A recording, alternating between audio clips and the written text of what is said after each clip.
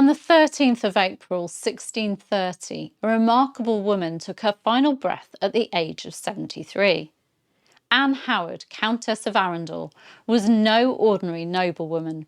She was a devoted Catholic, a protector of priests, and a woman of extraordinary resilience. But who was this lady who defied the laws of her time to shield persecuted priests? Let's step back in time to uncover the fascinating story of Anne Howard, a woman who risked everything for her faith. Anne was born on the 1st of March 1557 in the northern city of Carlisle to Thomas Dacre, 4th Lord Dacre of Gilsland, and his second wife Elizabeth Leybourne. But tragedy struck early. Her father died when she was just 8 years old.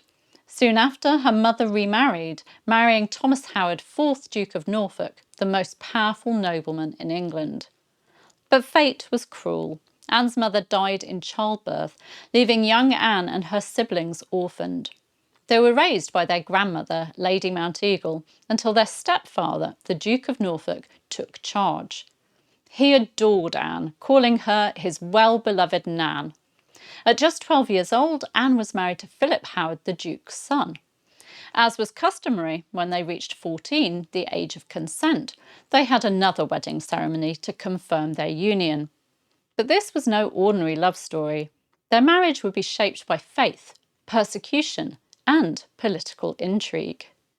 In the early 1580s, Anne and Philip made a fateful decision. They converted to Catholicism, a dangerous choice in Elizabethan England. When Queen Elizabeth I found out, she struck swiftly.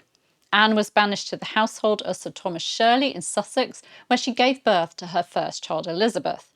Philip, meanwhile, suffered a much harsher fate. He was placed under house arrest, but that was just the beginning. In 1585, Philip attempted to flee England for Catholic France. He was caught, dragged before the Star Chamber, and fined a staggering £10,000, a fortune. But worse was to come. In 1589, he was convicted of high treason, accused of praying for Spain's victory against England. His punishment? The Tower of London. Philip spent 6 years imprisoned, kept company only by his loyal pet dog. Despite relentless pressure, he refused to renounce his faith. His wife and children were barred from visiting him unless he agreed to attend a Protestant service. He refused. In 1595, Philip died of dysentery, alone in the Tower. Anne, now a widow, made a solemn vow she would never remarry.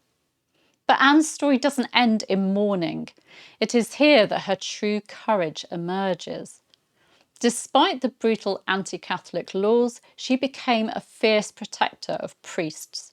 Her household secretly sheltered seminary priest Martin Array and Jesuit Robert Southwell. Southwell even wrote a guide for her, A Short Rule of Good Life. But danger loomed. In 1592, Southwell was captured and imprisoned. Even then, Anne continued to support him, sending books to comfort him in his cell. He was executed in 1595, the same year her husband died. Anne's bravery was legendary. She once bribed a pursuing officer to help a fleeing priest escape. And every 12th night, she sent that officer a venison pie as a thank you gift. And it wasn't just protection. Anne was a woman of miracles. She believed in the healing power of relics, using a foot bone of the martyred Robert Southwell to cure the sick. Despite the risks, she continued to finance Jesuits, and for the last 14 years of her life even employed a Jesuit priest as her biographer. Anne was also a woman of immense generosity. On her great-grandchild's birthday, she gave herring pies to 160 poor children. She was a mother, a widow, a noblewoman, but above all she was a protector of faith. Anne Howard, Countess of Arundel, was laid to rest in the Fitzalan Chapel at Arundel Castle, a fitting resting place for a woman who'd stood against the tide of history. What do you think of Anne Howard's story? Was she a fearless heroine or a reckless rebel?